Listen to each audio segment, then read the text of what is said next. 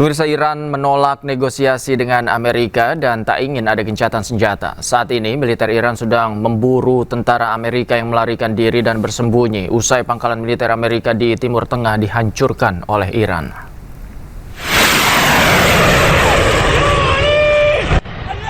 Allahu Akbar!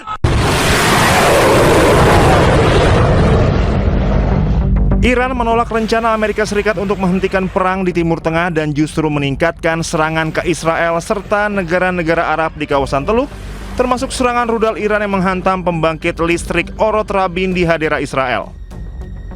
Penolakan ini terjadi di tengah memanasnya eskalasi konflik yang juga ditandai dengan serangan udara Israel ke Teheran serta pengerahan pasukan tambahan Amerika Serikat ke kawasan tersebut. Menteri Luar Negeri Iran Abbas Araghchi menegaskan pemerintahannya tidak sedang menjalin pembicaraan untuk mengakhiri perang. Araghchi mengatakan negaranya tidak terlibat dalam pembicaraan untuk mengakhiri perang. Sementara juru bicara Komando Militer Pusat Iran, Ebrahim Zolfagari, memperingatkan negara-negara di kawasan Teluk agar mengusir pasukan Amerika Serikat. Saat ini militer Iran sedang memburu tentara Amerika Serikat yang melarikan diri dan bersembunyi usai pangkalan militer Amerika Serikat di sejumlah negara Teluk dihancurkan Iran. Bismillahirrahmanirrahim. با توجه به اینکه همه پایگاه‌های آمریکا در منطقه از بین رفته است، فرماندهان و سربازان آمریکا فرار و در مخفیگاه‌های خارج از پایگاه‌ها پناه گرفتند و ما به دنبال آنها می‌گردیم. از مردم کشورهای منطقه می‌خواهیم محل اختفای آنها را گزارش کنند و همزمان برای امنیت خود اخراج آمریکایی‌ها را از منطقه خواستار شوند و من نصر الا من عند الله العزیز الحکیم.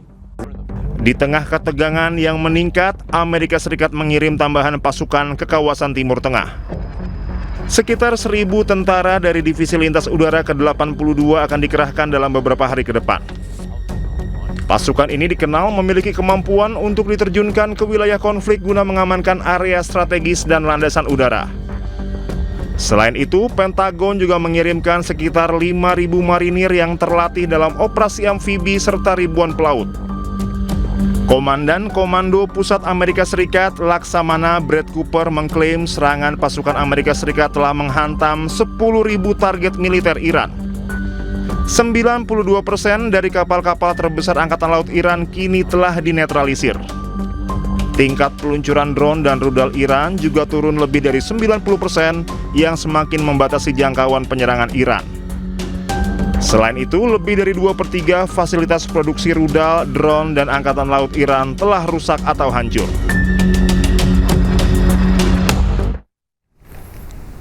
Amerika mengirimkan ribuan pasukan tambahan dari Divisi Lintas Udara ke-82 ke kawasan Timur Tengah. Sebanyak 3.000 hingga 4.000 tentara di tengah pembahasan dengan Iran untuk mengakhiri konflik.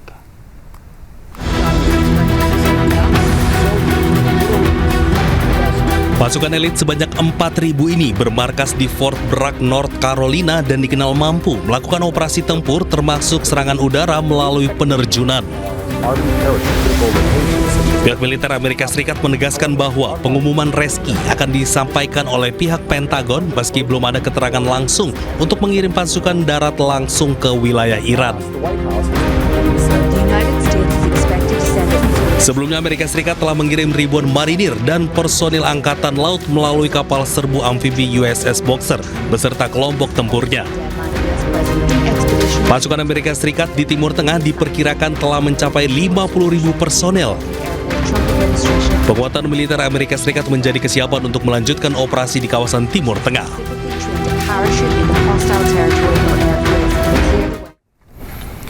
Pemerintah Iran menanggapi negatif proposal Amerika Serikat terkait 15 syarat untuk mengakhiri perang. Iran bersikeras bahwa perang hanya akan berakhir dengan syarat dan jadwal yang Iran tentukan. Iran tetapkan 5 syarat yang harus dipenuhi untuk mengakhiri perang, yaitu: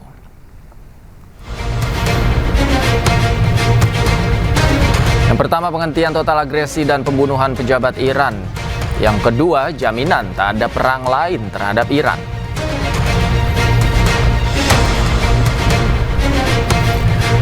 Syarat berikutnya, ganti rugi dan kompensasi kerusakan akibat perang. Kemudian penghentian perang menyeluruh yang melibatkan kelompok sekutu Iran.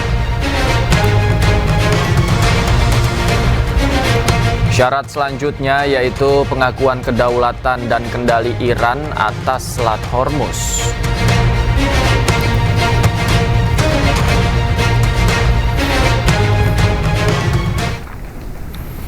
Sebelumnya Amerika Serikat dikabarkan mengajukan proposal ke Iran berisi 15 syarat untuk mengakhiri perang. 4 poin penting diantaranya adalah Amerika meminta Iran menyerahkan seluruh uranium dan menghentikan program senjata nuklir. Yang kedua, Amerika minta Iran membuka akses tanpa hambatan di Selat Hormuz.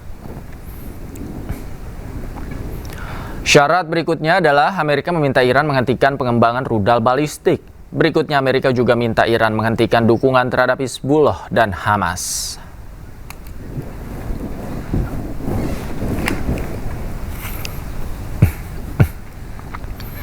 "15 poin proposal damai awal yang ditawarkan Amerika ditolak oleh Iran. Di saat yang sama Amerika kembali menyiapkan ribuan pasukan tambahan untuk memperkuat 50.000 pasukan yang sudah ditempatkan di sejumlah pangkalan di Timur Tengah. Dan pemirsa, untuk membahas lebih jauh, kami telah terhubung dengan peneliti keamanan internasional dan Direktur Hubungan Eksternal Indo-Pasifik Strategic Intelligence, Aisyah Kusuma Somantri. Selamat malam, Mbak Aisyah, apa kabar? Selamat malam Mas Davi, kabar baik. Terima Mbak kasih. Aisyah, kita tahu beberapa syarat ini diajukan oleh kedua pihak, namun sepertinya deadlock. Tanggapan Anda seperti apa? Ya, jelas sekali bahwa kedua prasyarat ini sebenarnya bertentangan satu sama lain. Beberapa prasyarat yang kemudian diajukan oleh Amerika Serikat ini merupakan prasyarat yang pernah diajukan sebenarnya ketika negosiasi nuklir deal ya di tahun 2025 kemarin. Nah, tetapi kita lihat di sini bahwa Amerika Serikat tidak hanya sekedar memberikan tekanan untuk bisa bernegosiasi sekarang. Jadi sekarang ini ada konsep yang dilakukan, namanya adalah negotiation with force, di mana AS ini berusaha untuk tetap melakukan serangan ya, dan melakukan tekanan secara militer sambil kemudian menekan Iran untuk menandatangani ke-15 poin tersebut. Nah, di sini sebenarnya dari segi Iran sendiri ini ada trauma ya, bahwa terakhir negosiasi ini memang sudah ada kesepakatan, sudah ada garis tengah yang bisa disepakati antara AS dan Iran. Tetapi di tengah-tengah AS malah melakukan serangan ketika Iran sudah menyetujui untuk memenuhi beberapa poin-poin dari AS yang sebenarnya itu sulit untuk dipenuhi dalam 11 hari gitu ya. Nah, yang terjadi di sini adalah kita lihat bahwa kedua negara ini juga kemudian ada tendensi untuk melakukan eskalasi, bahwa tadi ya dari Amerika Serikat sendiri sebenarnya sekarang sudah ada tambahan pasukan, bahwa selain 2.500 marinir AS yang dikirimkan, sekarang kita juga mendengar kabar bahwa akan ada sekitar 1.000 dari 82nd Airborne Troop ya, para troopers nanti penerjun payung diturunkan, 5.000 marinir dan juga 1.000 pelaut yang nanti akan turun di sana. Prediksinya adalah sebenarnya untuk melakukan serangan dan pengamanan di Pulau Kark yang secara signifikan ini akan berpengaruh sekali terhadap penguasaan wilayah secara keseluruhan di kawasan Selat Hormuz gitu. Nah, kita lihat sekarang banyak sekali kemudian titik-titik strategis ya yang kemudian perlu sebenarnya disecure oleh Amerika Serikat untuk bisa mendapatkan dominasi di dalam peperangan ini. Nah, sementara itu sepertinya Iran ini punya pendapat yang cukup keras, khususnya di bawah Mojtaba Khamenei gitu ya. Dia karakteristiknya memang jauh lebih radikal dibandingkan dengan ayahnya Ali Khamenei gitu. Nah, kita melihat bahwa beberapa pimpinan-pimpinan tertinggi Iran yang memang ini diasasinasi itu sebenarnya merupakan orang-orang yang cukup progresif dan bisa diajak untuk berdiskusi. Misalnya saja kemarin Ali Larinjani. Ali Larinjani itu kan sebenarnya merupakan orang yang meskipun konservatif ya, tetapi sebenarnya cukup moderat, punya Western education gitu ya. Dan sebenarnya secara standing position dia cukup rasional dibandingkan dengan penggantinya misalnya dari Jalili ya, yang secara posisi itu sebenarnya cukup keras dibandingkan dengan Larinjani. Jadi kita lihat di sini sebenarnya Iran sendiri sudah jelas statementnya gitu. Bahkan 5 poin yang kemudian dikeluarkan oleh Iran untuk menanggapi ke-15 poin tadi yang disebutkan oleh Amerika, itu kan sebenarnya poin-poin yang mungkin akan sulit untuk dipenuhi AS ya, terutama misalnya tentang dominasi dan kemudian penyerahan kuasa penuh terhadap Selat Hormuz gitu ya. Lalu yang kemudian adalah pengakuan terhadap misalnya program-program Iran, termasuk diantaranya kan itu bisa jadi sebenarnya diturunkan dan diinterpretasikan sebagai program nuklir gitu ya. Lalu kemudian juga Iran meminta ya beberapa hal, diantaranya adalah kemudian permasalahan kayak jaminan tidak ada serangan di masa depan. Nah ini yang kemudian mungkin agak sulit untuk diterima oleh AS dan Israel, karena secara tidak langsung ini akan menutup sebenarnya pintu mereka untuk mendapatkan akses sebagai single great power di kawasan Timur Tengah. Oke. Sebenarnya kan masing-masing negara ini kan bisa mengukur apa saja yang menjadi tuntutan masing-masing. Mengapa kemudian Amerika Serikat dari awal mewacanakan negosiasi akan dilakukan untuk menghentikan perang? Ya, jadi sekarang sebenarnya ini ada beberapa hal yang perlu kita lihat. Nah, menariknya adalah ini ada 3 pilihan yang bisa dilakukan oleh Donald Trump sekarang di kawasan Timur Tengah ini ya, khususnya dengan Iran. Yang pertama adalah sebenarnya kita lihat dari Irannya sendiri ini dia melakukan maximalist approach dibandingkan dengan nuclear deal yang terjadi terakhir ya, bahwa ada misalnya pendekatan untuk bisa mendapatkan keuntungan yang maksimal, termasuk misalnya benar-benar menendang keberadaan presence Amerika Serikat di kawasan Timur Tengah dan menghentikan perang-perang yang kemudian terjadi di antara Amerika Serikat dengan negara-negara sekutunya ya, melawan Axis of Resistance. Tapi kalau kita lihat di sini sebenarnya AS ini punya beberapa pilihan. Yang pertama ini pilihan untuk kemudian tetap melakukan eskalasi ya. Jadi pihak untuk melakukan eskalasi, melakukan serangan besar-besaran dan mengirimkan ground troops. Pilihannya betul ada di meja, tetapi kan ini menjadi salah satu beban politik dan ekonomi yang sangat besar. Lalu yang kedua ini adalah pilihan untuk melakukan serangan-serangan secara spesifik, mengambil alih kemudian resource ekonomi dan kemudian tempat-tempat strategis yang ada di Iran, dan pada akhirnya Amerika Serikat ini mencoba untuk tadi ya melakukan kependudukan terhadap fasilitas strategis tersebut secara sementara. Nah sepertinya ini juga dilakukan ya, tekanan-tekanan untuk bisa ke arah sana sepertinya sudah mulai dilakukan dengan adanya penambahan pasukan. Nah yang ketiga ini sebenarnya sesuatu yang sepertinya agak tidak terlalu preferable bagi Benjamin Netanyahu ya, bahwa Amerika Serikat itu kembali menekan Iran sebenarnya untuk bisa melakukan dealing ya, bisa melakukan negosiasi dan menarik Iran kembali ke meja perundingan gitu untuk melanjutkan perundingan yang terakhir gitu. Jadi di sini sendiri kita lihat ada perubahan sebenarnya di antara standing position Amerika dan standing position dari Israel sendiri. Nah, kita kadang-kadang berbicara tentang Amerika Serikat dan kita berbicara juga tentang Iran, tapi kita melupakan sebenarnya proponen dari perang ini kan Israel dari awal yang berusaha untuk kemudian mendorong Amerika Serikat untuk bisa menyerang Iran, dan ini merupakan existential threat-nya gitu ya. Ini adalah Israel itu sendiri. Karena itu ketika Amerika Serikat sudah mulai agak menjauh gitu ya, yang kita lihat Israel ini kan berusaha untuk menarik sebenarnya negara-negara Eropa, lalu kemudian tetap melakukan serangan secara rutin gitu ya ke Tehran gitu, serta kemudian tetap konfrontatif sifatnya terhadap Tehran. Oke, kalau Anda lihat mengapa kemudian Israel dalam upaya negosiasi ini tidak dalam tanda kutip ya tidak dilibatkan on the table dalam bicara apa tuntutannya, apa keinginannya, bagaimana Anda melihat ini? Ya. Masing-masing negara Timur Tengah yang sekarang menjadi penengah ini memiliki kepentingannya masing-masing. Yang pertama adalah kita lihat sebenarnya kenapa yang paling preferable oleh Amerika Serikat itu adalah Pakistan. Nah, Pakistan ini kan sebenarnya dekat dengan Iran ya. Secara politik dia memiliki kedekatan tersendiri gitu ya. Lalu juga berbatasan dengan Iran secara langsung. Tetapi memang saat ini Pakistan ini juga sedang sibuk dengan apa yang terjadi di perbatasan timurnya karena sedang berperang dengan Afghanistan. Lalu kemudian Pakistan ini juga sebenarnya menarik karena selain kemudian kedekatannya dengan Iran secara politik ya, secara idiosinkratik di antara pemimpinnya, tetapi sebenarnya Pakistan ini juga memiliki kerjasama pertahanan dengan Arab Saudi. Jadi sebenarnya kondisinya ada di tengah-tengah dan ini akan berdampak langsung konfliknya ketika ini mengalami peningkatan dan ada instabilitas dari Iran, maka kemudian pertama paling terdampak itu kemungkinan besar memang adalah Pakistan gitu ya. Nah sementara itu di sini kita lihat bahwa ada Mesir dan ada Turki juga. Ini kita mungkin ya keduanya juga sebenarnya memiliki kepentingan, dalam artian dari Turki dia sudah berusaha untuk mencegah terjadinya spillover effect di kawasan yang berakibat negaranya ini terkena serangan-serangan serangannya. Meskipun serangannya sendiri terakhir kan sudah terbukti bahwa itu adalah false flag strategy yang dilakukan oleh Israel dan Amerika Serikat untuk menyeret negara-negara NATO untuk ikut berperang. Lalu yang kedua itu adalah Mesir ya. Nah, Mesir juga ada kekhawatiran bahwa perangnya akan menyebar sebenarnya ke kawasan Bab el-Mandeb, di mana Bab el-Mandeb itu kan sebelahnya itu dikuasai oleh itu kan bertepatan dengan Yemen ya, yang itu merupakan daerah operasi dari Houthi gitu. Jadi keduanya ini sebenarnya agak khawatir. Cuma sepertinya memang dari kedekatan Amerika Serikat itu mencari interlokutor yang memiliki kepercayaan ya terhadap yang bisa dipercaya intinya baik itu oleh pihak Iran maupun dengan pihak Amerika. Oke, kemudian Trump sempat mengklaim bahwa proposal negosiasi ini juga sudah dibicarakan oleh pejabat tinggi internal Iran sendiri. Apakah Anda melihat sebenarnya ada pihak-pihak tertentu yang memang negosiasi ini diinginkan untuk terjadi di internal Iran? Sejauh ini sebenarnya dukungan untuk Mojtaba ini sangat solid.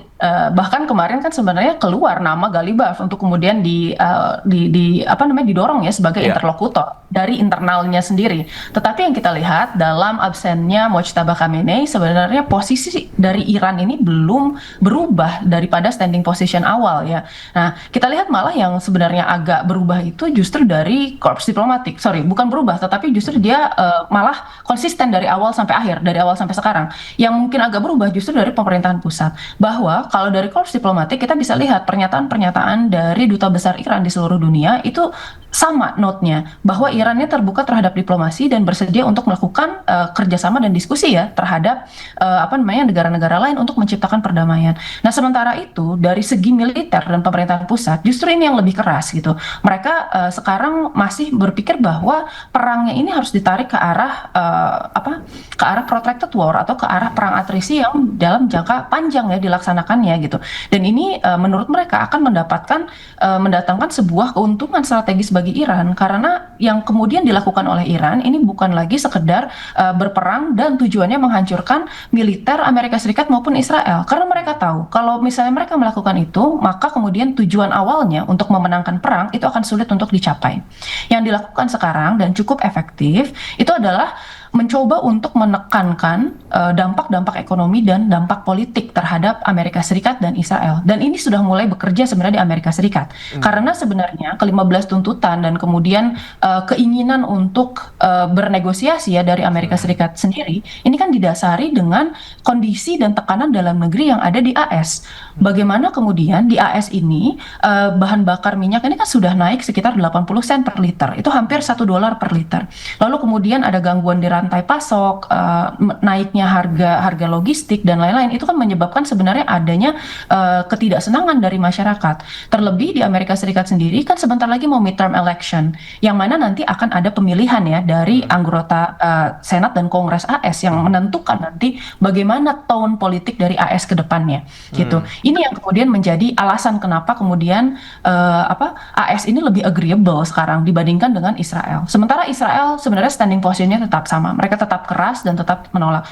Nah, tadi saya pikir untuk Iran sendiri ya sejauh ini dia tetap berusaha untuk mempertahankan posisinya. Karena takutnya ketika kemudian terjadi ceasefire, kemungkinannya akan ada dua. Yang pertama, ceasefire ini tidak permanen ya. Dan kemudian ini malah akan kontraproduktif dengan strategi militer Iran, yaitu tadi memberikan tekanan ekonomi dan tekanan militer. Kemarin kan AS sempat memberikan waiver 30 hari terhadap Iran, tetapi itu pun ditolak. Karena ketika Iran misalnya bisa menjual minyak-minyaknya, yang terjadi adalah itu alleviating global burden terkait perang ini, sehingga kemudian tekanan politik yang diinginkan oleh Iran itu justru berkurang dan bukan bertambah itu. Nah, yang kedua saya rasa ini kemungkinan lainnya adalah ya udah memang mereka tetap untuk kemudian menolak ya. Memang secara kerusakan ini Iran ini berat. Secara korban jiwa harus diakui memang banyak, karena Iran memang merupakan battle terrain dari peperangan ini gitu ya.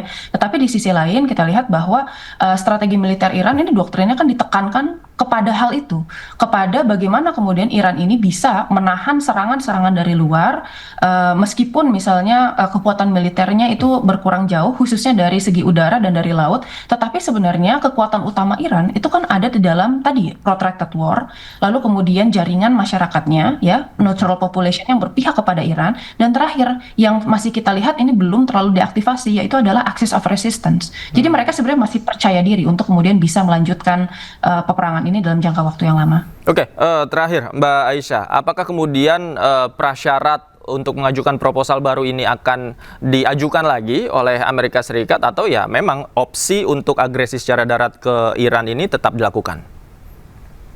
Ya, untuk opsi penurunan kekuatan militer darat, ini kita harus melihat ini dalam artian beban politik itu sangat besar. Yang pertama kita lihat bahwa Iran ini beda dengan Syria, Iran ini beda dengan Libya ya. Tidak bisa kemudian Iran ini diserang secara mudah gitu, lalu kemudian melakukan total war di sana selama beberapa tahun, lalu keluar dengan hasil yang victorious. Iran ini secara luas itu 3 kali lipat lebih luas dibandingkan dengan Irak, lalu kemudian mereka itu dibentengi oleh pegunungan di sebelah utara, timur, dan barat. Dan sebelah selatan ini adalah satu-satunya tempat di mana Amerika Serikat mungkin masuk ke sana. Tetapi itu juga harus dilihat bahwa di wilayah sana sekarang itu kan Selat Hormuz, yang mana sekarang rudal-rudal Iran yang jarak pendek seperti misalnya rudal Qadir Iran itu ya, itu kemudian terus melakukan tembakan dan serangan untuk bisa menjaga tadi ya space-nya Iran di wilayah selatan. Serta ada juga yang namanya sea mines atau kemudian ranjau laut ya, yang sifatnya ini sudah punya kecerdasan akustik. Jadi memang Iran ini sekarang memiliki radar yang bisa, ranjau yang bisa membedakan yang mana yang kemudian kapal tanker, yang mana yang kemudian kapal perang, yang mana yang kapal dengan tipe-tipe tertentu berdasarkan berat dan kemudian sonar yang dipantulkan oleh ranjau tersebut gitu. Jadi ini sebenarnya heavily guarded. Jadi salah satu hal yang kemudian diincar oleh Amerika Serikat adalah penguasaan Pulau Kark terlebih dahulu untuk memutus akses Iran kepada Selat Hormuz dan kemudian mengamankan tadi garis pantai di selatan Iran. Itu ya. Nah, saya kira sebenarnya memungkinkan untuk kemudian ada penawaran untuk negosiasi kembali di masa depan, khususnya untuk kemudian gencatan senjata. Terlebih ini sebenarnya kalau dari Amerika Serikat sebelum kemudian midterm electionnya ini selesai, saya kira masih ada tekanan-tekanan politik yang mendorong AS untuk bisa melakukan hal tersebut. Nah, ini dibandingkan dengan kemudian Israel. Tetapi Israel ini belum tentu sebenarnya memiliki standing position yang sama, karena Israel sebenarnya memiliki tujuan strategis yang cukup berbeda gitu ya. Ini memang sesuatu yang diinginkan oleh Israel. Dia menginginkan Greater Israel di kawasan Timur Tengah, dan ketika Iran masih ada di sana menguasai kemudian axis of resistance ya, jadi pihak-pihak non-state actor yang bisa diaktifasi kapan saja, lalu kemudian dia memiliki potensi resources untuk membangun senjata nuklir, bukan senjata nuklir ya, baru resourcesnya ya. Ketika sudah ada misalnya senjata nuklirnya terwujud, yang dikhawatirkan adalah mutually assured destruction atau atau MAD gitu. Jadi dikhawatirkan bahwa nanti akan ada stalemate di antara Israel dan Iran, sehingga itu yang kemudian menjadi kekhawatirannya. Jadi intinya untuk serangan darat belum tentu ada, tetapi yang jelas kita lihat bahwa ini ada kemungkinan untuk eskalasi lebih lanjut dengan format asymmetric warfare. Iya, yang pasti masing-masing pihak ini akan mengkalkulasi ulang ya, terutama Amerika dan Israel, karena ada banyak faktor untuk mengajukan proposal negosiasi ulang. Terima kasih Mbak Aisyah sudah bergabung bersama kami. Selamat malam Mbak, sehat selalu. Senang hati Mas Davi, selamat malam. Militer Iran bidik kapal induk Amerika USS Abraham Lincoln dengan rudal jelajah paling dahsyat yang mereka miliki. Serangan setelah Iran tolak keras negosiasi dengan Amerika Serikat.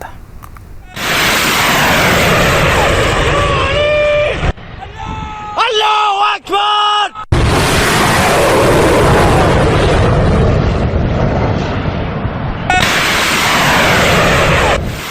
Rekaman yang dirilis oleh militer Iran pada hari Rabu menunjukkan peluncuran rudal yang diklaim menargetkan kapal induk Amerika USS Abraham Lincoln. Komandan Angkatan Laut Iran, Shahram Irani mengatakan bahwa kapal induk Amerika Serikat terus dipantau oleh Angkatan Laut dan Angkatan Darat Iran.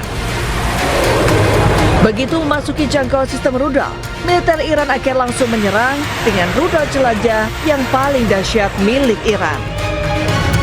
Kapal induk Amerika USS Abraham Lincoln sebelumnya berlayar mendekati Iran pada pekan lalu. Namun menurut kantor berita Iran, rudal-rudal yang diluncurkan Iran memaksa kapal induk Amerika untuk mengubah posisi untuk menghindari ancaman. Serangan rudal ini terjadi hanya beberapa jam setelah juru bicara Markas Besar Militer Iran, Ebrahim Solfagari, menegaskan sampai kapanpun Iran tidak akan bernegosiasi dengan Amerika. قطع خوددرگیری هایتان به مرحله مذاکره خودتان با خودتان رسیده؟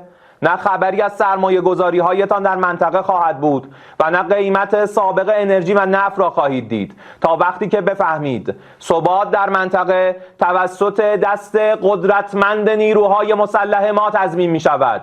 ثبات از طریق قدرت. صراحتاً اعلام می کنیم تا موعدی که اراده ما نباشد. Terkait klaim penyerangan ini, Komando Pusat Amerika Serikat CENTCOM belum memberikan tanggapan.